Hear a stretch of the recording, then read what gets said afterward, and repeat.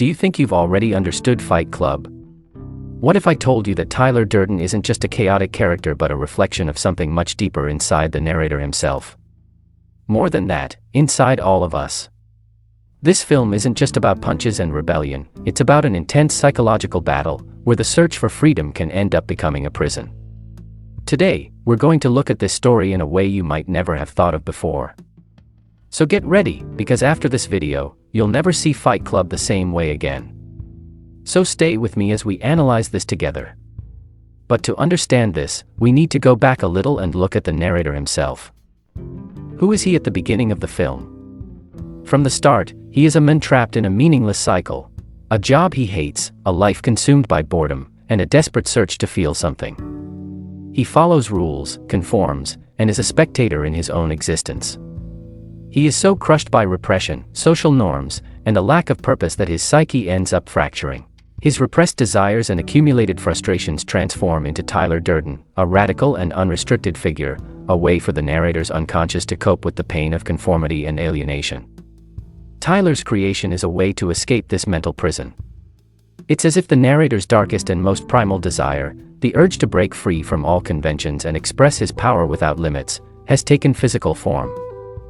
This happens because the narrator cannot consciously deal with his repressed impulses, so he projects those parts of himself onto Tyler, someone who represents everything he wishes he could be, free, audacious, and completely unrestrained. At first, it seems liberating. The narrator finally feels something. He also breaks rules, confronts the world, and abandons his old life. But soon, he realizes that this freedom comes at a price. Tyler isn't just a guide. He was a lion set loose among sheep. And worse, he was teaching the sheep to bite. Thus, Tyler represents an extreme form of life affirmation and power through strength, action, and the rejection of imposed values. He embodies something close to Nietzsche's ideal of a being that does not submit, that creates its own rules, and that lives intensely without bowing to traditional morality. For Nietzsche, affirming life means embracing its harshness, its chaos, and its lack of intrinsic meaning, transforming these into creative strength.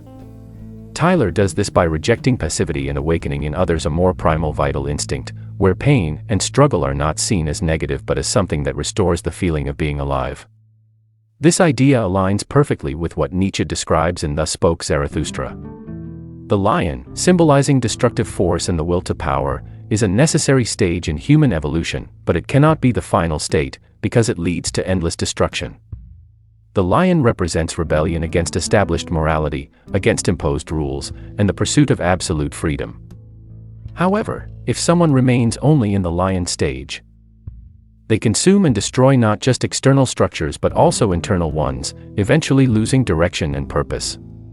In the case of the narrator, he is trapped in this cycle of destruction, represented by Tyler, the lion, until he realizes that total liberation cannot be the end of his journey.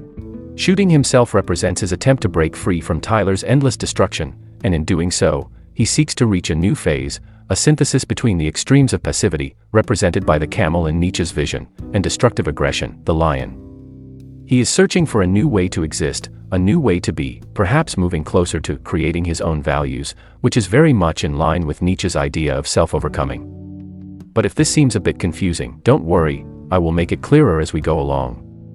Now, let's go back to the moment when Tyler reveals the truth to the narrator, telling him that they are the same person.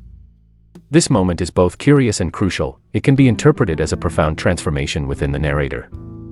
The scene not only marks the climax of his discovery of the truth but also symbolizes the psychological awakening he experiences, something that was impossible before because he wasn't yet ready to face this reality.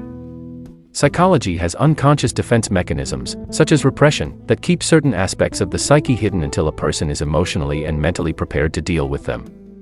The human mind often postpones confronting painful or threatening truths to protect the ego and prevent psychological disintegration.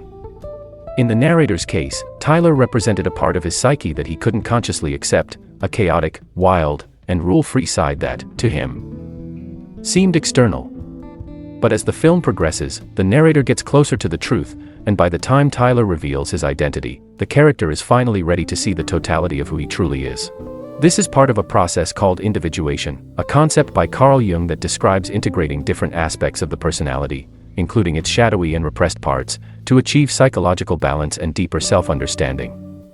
When he realizes that Tyler and he are the same person, the narrator is confronting his shadow, the parts of himself that he had rejected or refused to acknowledge.